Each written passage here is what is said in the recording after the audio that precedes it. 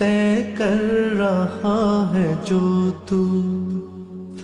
تو دن کا یہ سفر ہے، تو دن کا یہ سفر ہے۔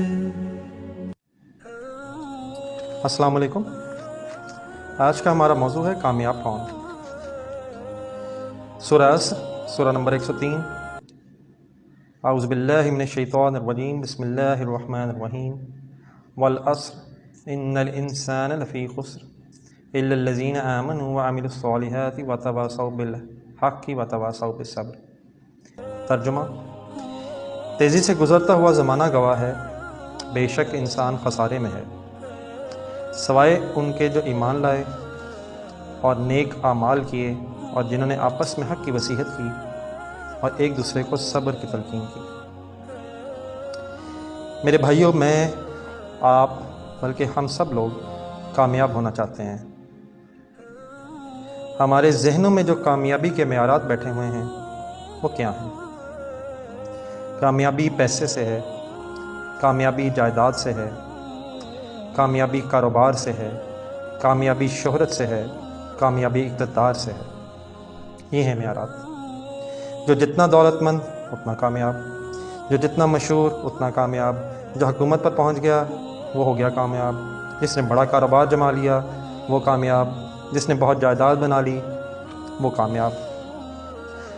اب دیکھیں، جو تصور کامیابی کا ہوگا، انسان کی ساری صلاحیتیں، وقت اور توانائیاں اسی کے مطابق استعمال ہوں گی، ساری جدوجہد اسی کے مطابق ہوگی۔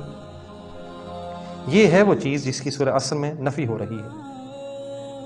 کامیابی دولت سے نہیں، کامیابی شہرت سے نہیں، کامیابی اقتدار سے، حکومت سے نہیں، بلکہ کامیابی ہے ایمان سے، عمل صالح سے، تواصی بالحق سے اور تواصی بالصبر سے۔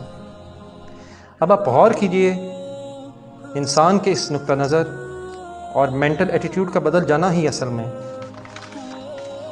انسان کی شخصیت میں انقلاب برپا کر دے گا۔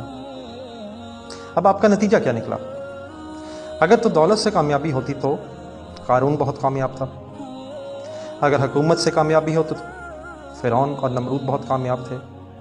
کامیابی یقیناً ان سے نہیں ہے۔ کامیابی انسان دولت میں قارون کی دولت تک پہنچ جائے اور دنیا میں دبدبہ، اقتدار اور سلطنت کے اعتبار سے وہ نمرود اور فرعون تک پہنچ جائے، ان کا مقام حاصل کر لے۔ وہ ناکام ہے اور تباہ و برباد ہے۔ اور صحابہ رضی اللہ تعالیٰ عنہ کامیاب تھے، جیسے حضرت ابو ذر غفاری رضی اللہ تعالیٰ عنہ، جن کے پاس کچھ بھی نہیں تھا، جھونپڑی تک نہیں تھی، کوئی گھر نہیں تھا۔ حضور صلی اللہ علیہ وسلم کا ارشاد ہے، اللہ تعالیٰ کے کچھ بندے ایسے ہوتے ہیں جو کسی محفل میں جانا چاہیں تو ان کو اجازت ہی نہ ملے، کہیں رشتہ کرنا چاہیں تو کوئی تیار ہی نہ ہو، کہیں کسی کی سفارش کرنا چاہیں تو ان کی بات ہی کوئی نہ سنے۔ لیکن اللہ کے ہاں ان کا وہ مقام ہے کہ اگر بھولے سے بھی وہ کسی بات پر قسم کو اٹھا بیٹھیں تو اللہ تعالیٰ ان کی قسموں کو پورا کرتا ہے۔ یہ ہے فرق۔ یہ جان لیجئے، اچھی طرح سمجھ لیجئے کہ ان باتوں پر سبحان اللہ کہنا تو بہت آسان ہے، لیکن اس کے مطابق آپ کے ذہن کا بدل جانا بہت مشکل ہے۔ اس لیے کہ جب ہم اپنے ارد گرد دیکھتے ہیں تو ہم ماحول سے متاثر ہوتے ہیں۔ مثلاً کوئی بہت بڑے محل میں رہتا ہے، کسی کے پاس لیٹسٹ ماڈل کی گاڑی ہے، کوئی برانڈڈ کپڑے روز پہنتا ہے، کوئی فورن ٹرپس پہ جاتا ہے، تو اگر ہم یہ چیزیں دیکھتے ہیں یا سنتے ہیں تو محسوس یہ ہوتا ہے کہ یہ تو بڑے خوش نصیب، بڑے کامیاب، بڑے خوش نصیب، بڑے نصیب والے لوگ ہیں، حالانکہ کوئی پتہ نہیں کہ یہی سب سے بڑی آخرت کے حوالے سے بد نصیبی اور ناکامی ہو۔ اگر ذہنوں میں یہ بیٹھ جائے کہ کامیابی کس چیز سے ہے تو میرے بھائیوں، صبح و شام ہمارے بدل جائیں گے، زندگی کا رخ بدل جائے گا۔ اب دیکھیے، یہ بات اتنی اہم ہے کہ قرآن مجید میں بار بار آتا ہے کہ نیکی کے کامیابی کا معیار تقویٰ اور پرہیزگاری ہے۔ مثلاً سورہ نبا، سورہ نمبر 78 آیت نمبر 31 میں ہے، ان للمتقین مفازا، بے شک پرہیزگار لوگ کامیاب ہیں۔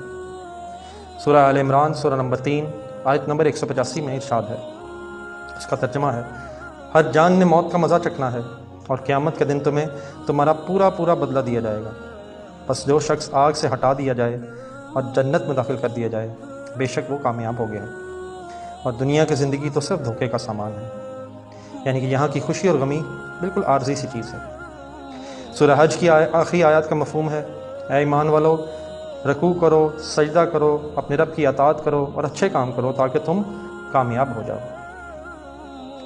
اب اگر کامیابی کا معیار یہ ہمارے دل میں بیٹھ جائے تو پھر نیکی کے کاموں میں آگے بڑھنا آسان ہو جاتا ہے۔ آج جو چیزیں ہمیں بہت اچھی لگتی ہوں گی کل وہ نہایت غیر اہم، غیر ضروری نظر آئیں گی۔ حضور صلی اللہ علیہ وسلم کی ایک حدیث کا مفہوم ہے مجھے تمہاری اس دنیا سے کیا غرض، میری مثال تو اس سوار کی سی ہے جو ایک درخت کے نیچے آرام کرتا ہے اور پھر اپنے سفر پر چل پڑتا ہے۔ یعنی یہ درخت اس کی منزل نہیں ہے۔ اسی طرح یاد رکھیے دنیا ہماری منزل نہیں ہے، ہم تو مسافر ہیں۔ آپ نے یہ لفظ سنے ہوں گے انا للہ و انا الیہ راجعون، بے شک ہم اللہ کے لیے ہیں اور بے شک ہمیں اسی کی طرف لوٹ جانا ہے۔ ایک اور حدیث کا مفہوم ہے دنیا میں ایسے رہو جیسے کہ تم اجنبی ہو یا راہ چلتے مسافر، لیکن یہ طرز عمل کب ہوگا جب ہم کنونس ہوں، ہمارا دل و دماغ کنونس ہو جائے کہ اصل کامیابی آخرت کی کامیابی ہے۔ اب یہ بات ایک دفعہ سن کر تو سمجھ آ جاتی ہے، لیکن جب تک ہم بار بار اس بات کو یاد نہیں کریں گے تب تک بات نہیں بنے گی۔ اس لیے روزانہ قرآن مجید کو سمجھ کر تلاوت کرنے کو معمول بنانا چاہیے، چاہے شروع میں ایک رکوع سے ہم سٹارٹ کریں۔ اے میرے بھائیوں، دنیا کی اس عارضی زندگی کے لیے ہمیشہ کی زندگی ضائع نہ کریں، یہ سب سے بڑی بے عقلی ہے۔